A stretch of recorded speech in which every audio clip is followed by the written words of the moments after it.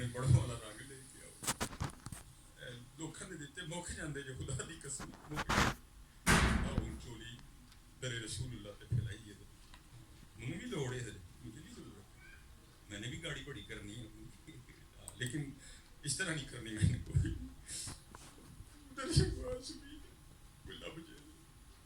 کوئی چھوڑو یار یہ لالچ کا دامن گولی مارو ان سارے معاملے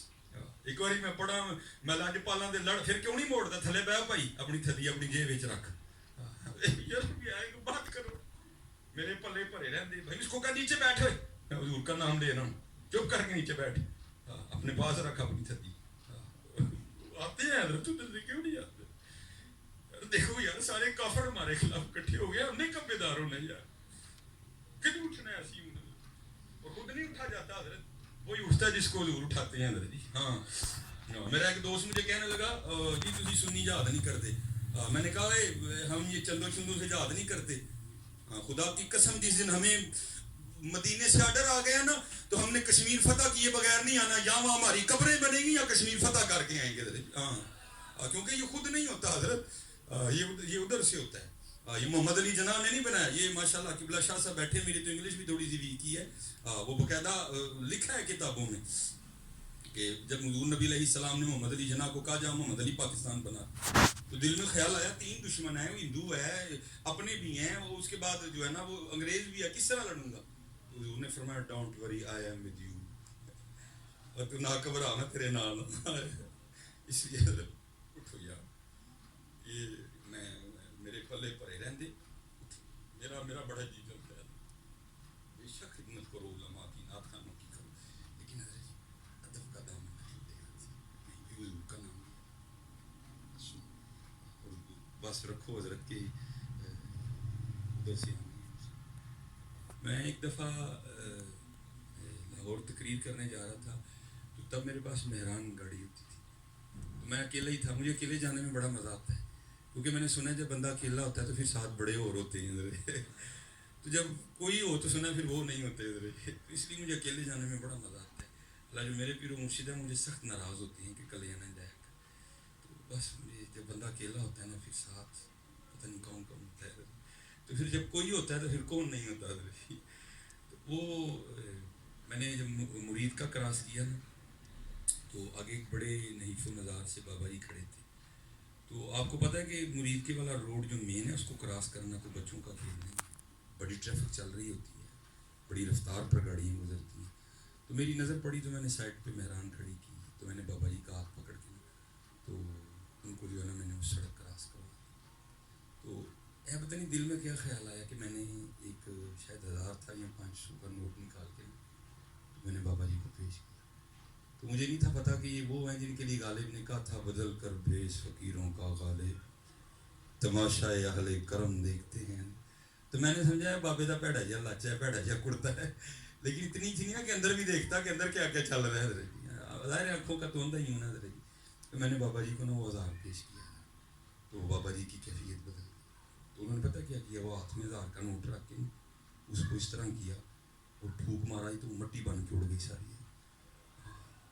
مجھے کہتے ہیں پتہ نہیں تو کی سمجھے آئی دیا ہی سمجھے وہ میں جی نس گیا چھڑ کے میں چھڑ کے نس گیا یہ ہم نے کچھ بڑا سمجھ لیا اس کو میں یہ نہیں کہتا کہ یہ کچھ بھی نہیں ہے لیکن یہ بڑا کچھ نہیں ہے اس لیے کوشش کرو کہ حضرت ان رنگوں کو نکالو اپنی محفوظ ہاں نعت خان کو دینا عالم دین کو دینا یہ ہمارے نبی علیہ السلام کی سنت ہے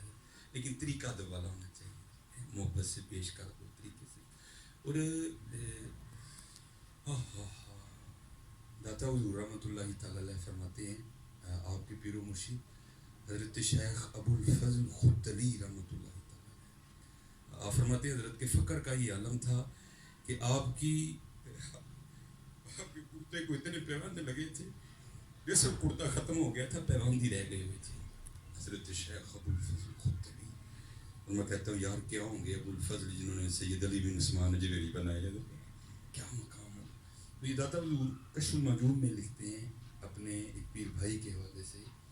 کہ کہتے ہیں مجھے بس کوئی سلسلہ تھا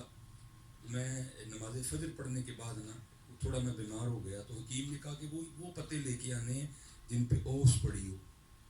جس سے تریل پئی ہو. تو کہتے میں درخت پہ چڑھ کے نا تو پتے توڑ رہا تھا، تو ادھر سے حضرت شیخ ابو الفضل خود علی رحمۃ اللہ تعالیٰ علیہ، ظاہر حضرت جی اگر آپ بھی درخت پہ چڑھے ہوں اور حضرت تشریف لے ہیں تو آپ نے بھی چھپنا ہے. حضرت صاحب نے کہنا بھائی تو سرے سرے درخت پہ چڑھ کے کرن لے ہیں. تو کہتے میں نے بھی خود کو پتوں میں چھپایا کہ حضرت مجھے دیکھ نہ لیں. لیکن کہتے جب حضرت میرے قریب آئے نا تو میں نے حضرت کی آواز سے جان لیا کہ حضرت اس وقت اپنے حال میں نہیں. صحیح ہو نہیں میں رانجا سدو ہیر نہ کھو کوئی، رانجا رانجا کر دی میں آپ پہ رانجا ہوئی. کہتے میں سمجھ گیا کہ اس وقت ہیر نہیں ہے، اس وقت کچھ اور ہی ہے. اچھا کہتے جب حضرت میرے قریب آئے نا تو حضرت کی آواز میرے کانوں میں پڑی. یاد کرتے ہیں کہتے ہیں یا اللہ پورا 1 سال گزر گیا، تو نے مجھے 1 درہم بھی عطا نہیں کیا، میں نے بھی نہیں مانگا ہے. لیکن یہ ہے کہ اب میرے بال اتنے بڑھ گئے ہیں کہ اگر میں کٹواؤں گا نہیں نا تو تیرے محبوب کی شرح ٹوٹ جائے گی. تو میں اپنی ذات کے لیے نہیں مانگتا، اس لیے 1 روپیہ دے دے تاکہ میں اپنے بال کٹواؤں. تو داتا صاحب کہتے ہیں کہ جب حضرت شیخ ابو الفضل خود علی رحمۃ اللہ علیہ کی زبان سے مصرع ادا ہوا نا تو حضرت اس درخت کے نیچے آ چکے تھے جس کے اوپر میں چڑھا ہوا تھا. وہاں آ کر یہ فکر ادا ہوا میں اپنی ذات کے لیے نہیں مانگتا، کیونکہ ہمارا مسلک یہی ہے جیو میرے دکھ وچ راضی میں سکھ نو چلے پاواں. ہاں حضرت مولا علی مشکل کشا رضی اللہ تعالیٰ عنہ کوفے کے بازار میں تلوار لہراتے ہوئے پوچھ رہے ہیں ہے کوئی علی سے یہ تلوار خریدنے والا؟ اگر علی کے پاس اپنا تیبند خریدنے کے پیسے ہوتے تو علی کبھی یہ تلوار نہ بیچتا. حضرت ہاں کیا حضرت پیسے نہیں تھے؟ کلما دخل علیہا زکریا المحراب وجد عندها رزقا قال یا مریم ان لکی ھذا قالت هو من عند اللہ ان اللہ یرزق من یشاء بغیر حساب. اگر حضرت مریم کے لیے پھل آ سکتے ہیں تو کیا مولا علی کے لیے تیمور نہیں آ سکتا؟ لیکن کیا تھا جی وہ میرے دکھ میں چلا دی میں سکھ میں چلے پاؤں. یہ ان کا مسلک ہے حضرت.